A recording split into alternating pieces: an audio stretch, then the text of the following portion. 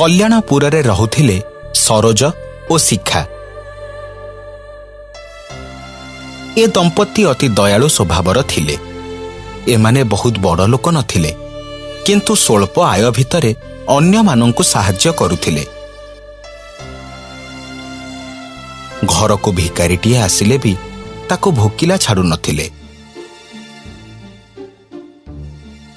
ଯଦି କୌଣସି ଅଭାବୀ ଲୋକ କିଛି ମାଗୁଥିଲେ ତେବେ ତାଙ୍କୁ ବି ସେ ସାହାଯ୍ୟ କରୁଥିଲେ। କିନ୍ତୁ ଏମିତି କେତେ ଦିନ ଚାଲିଥାନ୍ତା? ଧୀରେ ଧୀରେ ଏମାନେ ଗରିବ ହେଇଗଲେ, ଆଉ ପରିବା ଚାଷ କରି ହାଟରେ ବିକିଲେ। ବୁଝିଲ ଶିଖା, ମତେ ଆଉ କିଛି ବୁଦ୍ଧି ଜୁଟୁନି। ଭାବିଥିଲି ପନିପରିବା ହାଟରେ ବିକିଲେ ଭଲ 2 ପଇସା ଆସିବ, ଆଉ ଆମର ଏଇ ଅଭାବ ଦୂରେଇ ଯିବ।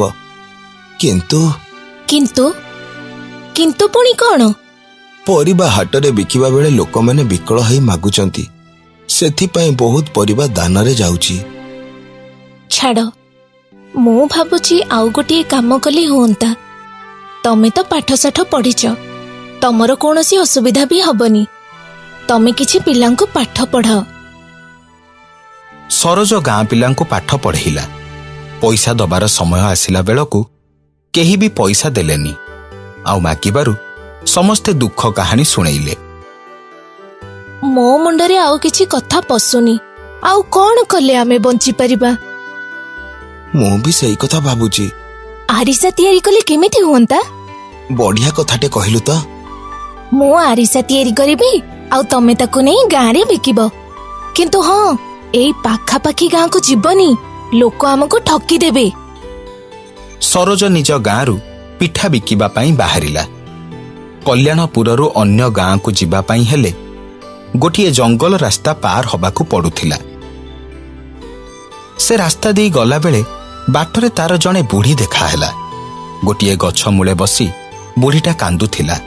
ସରୋଜ ବୁଢ଼ୀ ପାଖରେ ଟୋକେଇ ଓହ୍ଲେଇ ଥୋଇଲା, ଆଉ ପଚାରିଲା, କଣ ହେଲା ମାଉସୀ, ତମେ ଏମିତି କାନ୍ଦୁଛ କାହିଁକି? କଣ କହିବି ରେ ପୁଅ, ବହୁତ ଦୁଃଖ ମୋର। ଝିଅକୁ ବାହାଘର କରିଛି, ଜମିବାଡ଼ି ଯାହା ଥିଲା ବିକ୍ରି କରି ସୁନା ରୂପା ସବୁ ଦେଲୁ, ହେଲେ ଭାର ଥୋର କିଛି ଦେଇପାରିଲିନି। ସେଥିପାଇଁ ଝିଅ ଘରୁ 12 କଥା ଶୁଣିକି ଆସିଲି। ଆରିସା, ଲଡୁ, ଲବଙ୍ଗୀ କୋଉଠୁ ଆଣିବି ମୁଁ? କିଏ ଦବ ମତେ?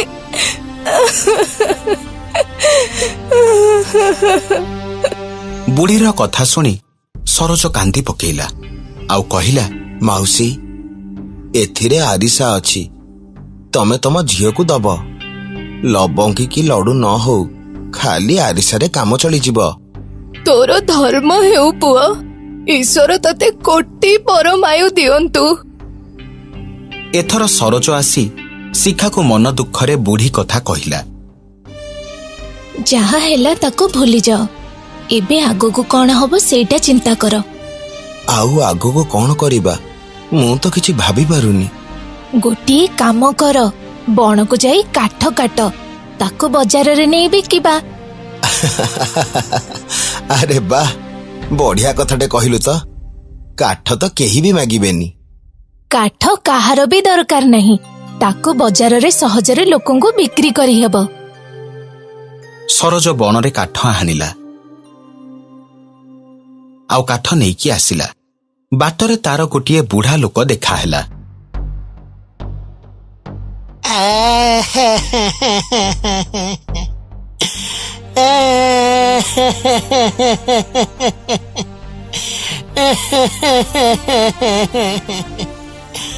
ବାବୁ, ମତେ ଟିକେ ସାହାଯ୍ୟ କର। କଣ ହେଇଛି ମଉସା, କାନ୍ଦୁଛ କାହିଁକି? ମୋ ବୁଢ଼ୀଟା ସକାଳୁ ମଲାଣି, ହେଲେ ମୋ ପାଖରେ କାଠ ନଥିବାରୁ ମୁଁ ତାକୁ ଶ୍ମଶାନକୁ ନେଇ ପାରୁନି କି ଦାହ କରିପାରୁନି।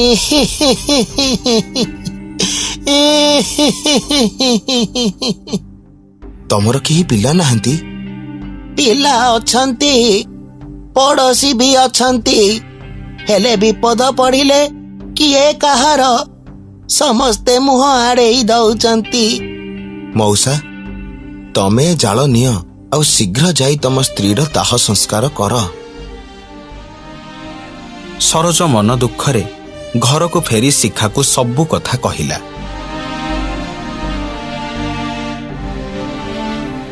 ଦେଖ, ମନ ଦୁଃଖ କରନି, କଥା କଣ ମୁଁ ବୁଝି ସାରିଛି। ସେମାନେ ଖାଇ ପିଇ ଶୋଇ ପଡ଼ିଲେ।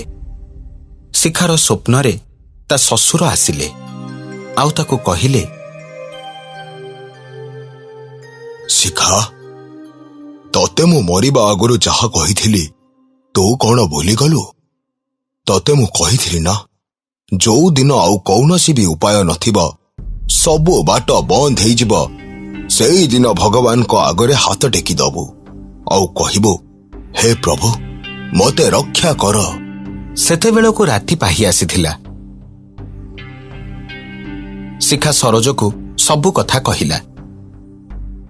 ସରୋଜ ଓ ଶିଖା ଗାଧୋଇ ସାରି ଠାକୁର ଘରକୁ ଆସିଲେ ଆଉ ଦୁଇ ହାତ ଟେକି ଠାକୁରଙ୍କୁ କହିଲେ, ହେ ପ୍ରଭୁ, ଆମେ ନିଃସ୍ୱ, ଆମ ପାଖରେ କିଛି ବି ନାହିଁ, ତମେ ଆମକୁ ରକ୍ଷା କର, ରକ୍ଷା କର ଆମକୁ।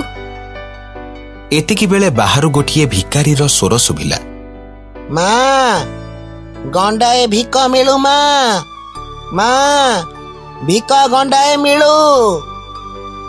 ଭିକାରୀର ଡାକ ଶୁଣି ଶିଖା ରୋଷେଇ ଘରର ସବୁ ମାଠିଆ ଆଉ ବଣା ଖୋଜିଲା, କୋଉଥିରେ କିଛି ବି ନଥିଲା। ଶେଷରେ ଯୋଉ ବଣା ଦେଖିଲା ସେଥିରେ ପୋଷେ ଚାଉଳ ଥିଲା।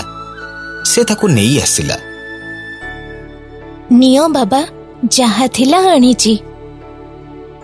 ୟାକୁ ତମ ଭଣ୍ଡାର ଘରେ ରଖିଦବ, ତାପରେ ମୋ ପାଖକୁ ଆସିବ। ଶିଖା ଚାଉଳକୁ ଭଣ୍ଡାର ଘରେ ଥିବା ବଣାରେ ରଖିବା ପରେ ପନିପରିବା, ଧାନ, ମୁଗ, ବିରିରେ ଭଣ୍ଡାର ଘର ପୂରି ଉଠିଲା। ଅନ୍ୟ ଘରମାନେ ବି ସୁନା, ରୂପା, ହୀରା, ନୀଳାରେ ପୂରି ଉଠିଲା। ଏସବୁ ଦେଖି ଦୁହେଁ ଆଶ୍ଚର୍ଯ୍ୟ ହେଇଗଲେ। ତାପରେ ସାଙ୍ଗେ ସାଙ୍ଗ ସେମାନେ ବାହାରକୁ ଆସିଲେ ଭିକାରୀ ପାଖକୁ। ହେଲେ ଭିକାରୀଟି ସେଠି ନଥିଲା। ସେମାନେ ବୁଝିଗଲେ ଯେ ଲୋକଟି ପ୍ରକୃତରେ ଭିକାରୀ ନଥିଲା। ହେ ଭଗବାନ, ହେ ପରମେଶ୍ୱର, ଆପଣ ସତରେ ଦୁଃଖୀର ବନ୍ଧୁ। ଆପଣଙ୍କୁ କୋଟି କୋଟି ପ୍ରଣାମ। ଆପଣଙ୍କୁ ଅନେକ ଅନେକ ଧନ୍ୟବାଦ ପ୍ରଭୁ, ଆପଣ ଆମକୁ ବଞ୍ଚେଇ ଦେଲେ। ସତରେ ଯିଏ ଅନ୍ୟକୁ ସାହାଯ୍ୟ କରେ, ନିଜେ ନ ଖାଇ ଅନ୍ୟକୁ ଖୁଆଏ, ଯିଏ ଅନ୍ୟର ସୁଖ ଦୁଃଖରେ ବଞ୍ଚେ, ସେ ଭଗବାନଙ୍କ ଠାରୁ ଆଶୀର୍ବାଦ ପାଇବାର ଅଧିକାରୀ।